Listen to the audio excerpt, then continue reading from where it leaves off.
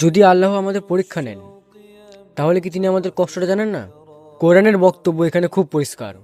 আল্লাহ শুধু পরীক্ষা নেন এমন না, তিনি বলেন যে আমি সব কিছুই জানি। আল্লাহ কোরআনে বলেন যে নিশ্চয়ই মানুষকে সৃষ্টি করেছি এবং তার মনে যা কিছু আছে সবই আমি জানি, আর আমি তার গলার শিরার থেকেও বেশি নিকটবর্তী।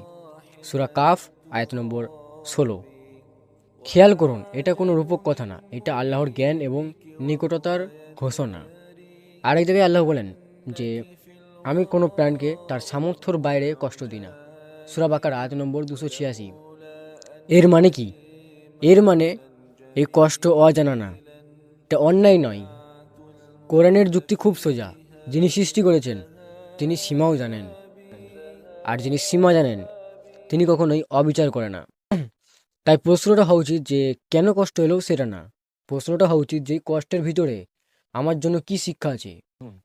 তাই যদি উত্তর খুঁজতে চান, কোরআনের কাছে আসুন, কারণ কোরআন প্রশ্নকে ভয় পায় না, বরং চিন্তা করতে শেখায়। সাবস্ক্রাইব।